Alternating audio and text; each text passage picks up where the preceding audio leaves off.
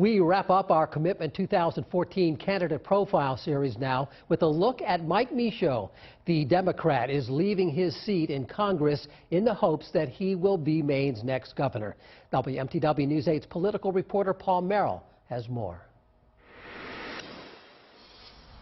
Michaud served in the state legislature here in Augusta before he went on to Washington to serve Maine's 2nd congressional district. For more than a year now, Democrats here in the state have been rallying around Michaud because they see him as their best chance to win back the Blaine House. That I'm running to be your next governor. One of our first questions for the congressman was about an issue that's dogged him for his entire career. How do you pronounce that name? I usually say Michaud, the French version, but some people say what, and then they say Michaud. So we've heard it different ways. Yeah, I think we've heard you pronounce it different ways. Yes, so. yeah, absolutely. But it never fails. A telemarketer always pronounce it Micard. Polls show this 59-year-old from Millinocket is running neck and neck with Governor Paul LePage in this race. Michaud has been touting his record and the details of his Maine-made plan. We have so much potential here in the state of Maine to grow our economy, and a lot of the areas that our main strengths, whether it's small businesses, whether it's making Maine the food basket for New England, clean renewable energy, and it requires a type of leader who's not egotistical. Michaud is selling himself as someone who can work across party lines. I think leadership is being able to sit down with folks, listen to them, and actually bring people together to try to find common grounds and how we can move forward. Critics call the congressman a backbencher and a do-nothing. He says he works hard on issues that don't always get him attention. And some of those issues aren't sexy issues that don't get headlines, but that's never been an issue for me because I never go after headlines. Sometimes I get them, sometimes I don't.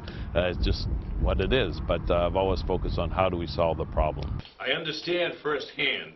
Republicans have called Michaud's intelligence into question. The former mill worker never went to college. You know, I don't have to talk all the time to show my intellect. Well, all I got to do is get results. Earlier this year, a scandal involving fudged wait times in the U.S. Department of Veterans Affairs called into question Michaud's leadership. And as ranking member of the House Veterans Affairs Committee, I know there's more that needs to be done at the federal level to address issues facing our veterans. If we need anything done, we call Mike. The congressman doesn't accept any responsibility for the problems within the VA. He says he worked to set things straight after a whistleblower came forward. There were no warning signs before that whistleblower came forward?